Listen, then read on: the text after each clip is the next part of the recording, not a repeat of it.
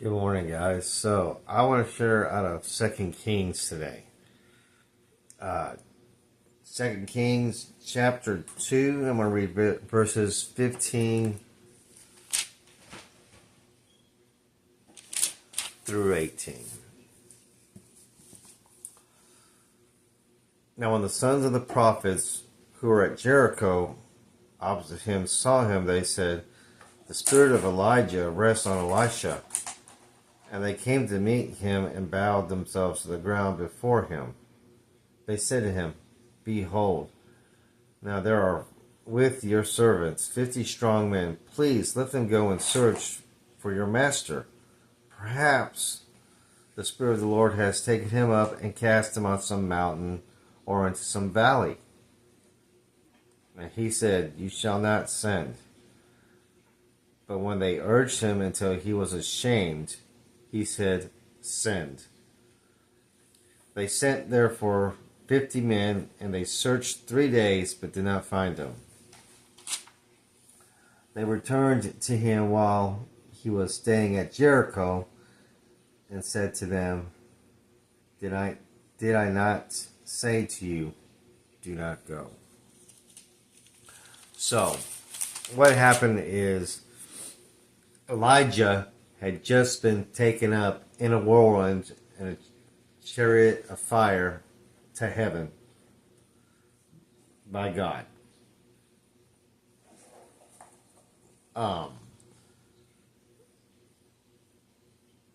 And Elisha wasn't the only one that saw this. There were men, servants that seen it too. But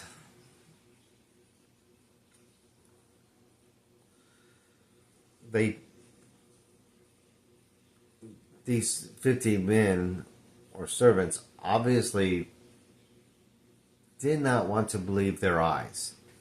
They could not bring themselves to believe that God would really take Elijah to heaven alive. So they wanted to go find him. They were like, "Oh, God just probably put him on a mountain or in a valley somewhere. Let's go find him." And Elisha, believing in the Lord, believing in God, knowing that God did indeed take Elijah to heaven, told them, you shall not send, you shall not go. There's no, basically there's no point. Elijah's, with God. But the men kept pressing him and pressing him and pressing him, and it says, but when they urged him until he was ashamed, he said, "Send." So finally he relented and told them to go. But the being ashamed was not him himself being ashamed, I don't believe. I think he was ashamed at the fact that these 50 men were, or the servants that saw what Elisha saw, did not want to believe their own eyes. And thereby did not want to believe God. I think he was ashamed for their non-belief. He definitely wasn't ashamed for himself. Because, they went out for 3 days, they searched and could not find him. And when they came back to Elisha said, "I told you to do not send, don't go anywhere." Because Elisha knew beyond a shadow of a doubt and believed that God did take Elijah to heaven, just as he said he would. So, there's miraculous things that that we may see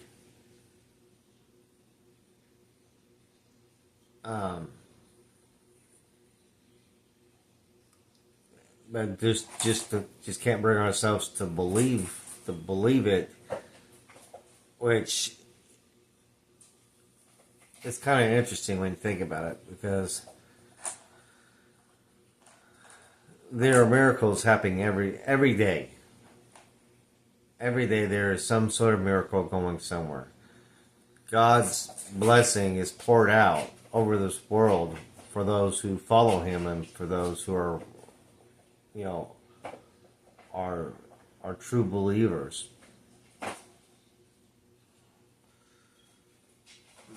But it's just kind of funny, kind of sad how our sinful nature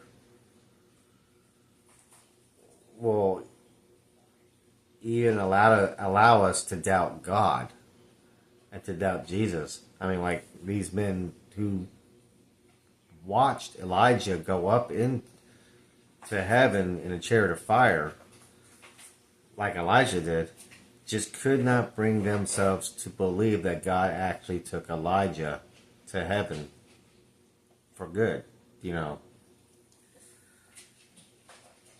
So,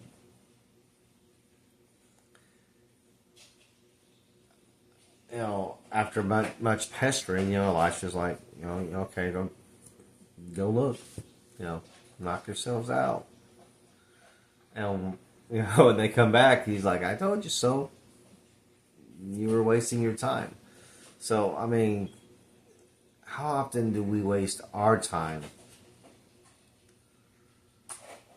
searching for things that aren't there because we witness God fulfilling a promise that He made to us or to somebody else,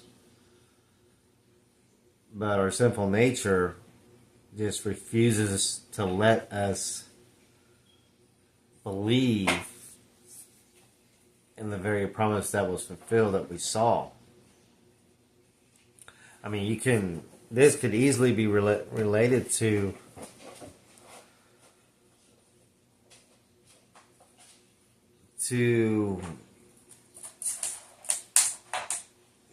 just, I don't know, to me, it just relates to the gospel to me in a way that, there was people who were alive, witnessed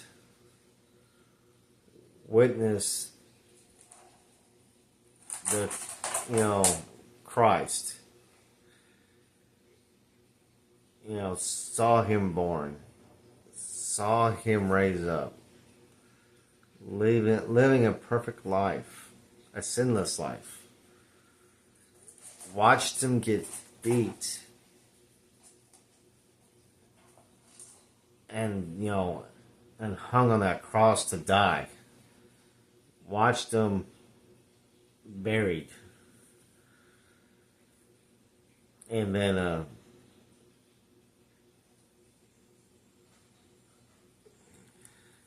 the three guards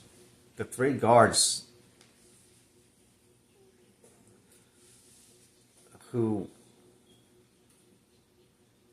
witnessed the stone being rolled away,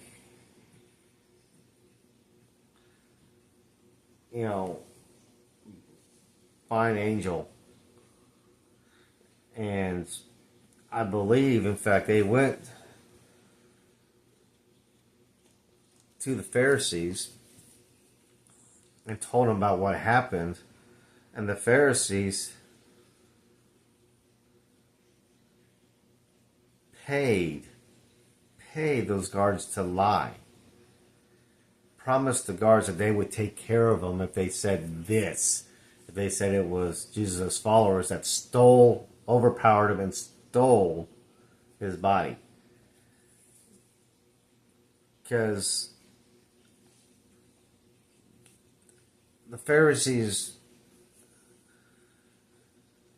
I think they knew it was true. They knew that Christ did raise from the, but their hardened hearts would refuse to believe the miracle of Jesus' resurrection because of their sinful nature, because of their hardened hearts. And I think because they were afraid of losing their status or their power or something. I mean, I don't know, but and that's why Jesus has said, that those who believed him while he was alive and was there with them, they're blessed for believing that he is the Son of God and believing that he came to save the world. But he also said, but how much more blessed are those who are going to believe without being able to see? So it's just funny how you hear the phrase, seeing is believing, right? You hear that all the time. But here's one instance where people saw Elijah going up to him in a chariot of fire to heaven, but refused to believe what they saw. So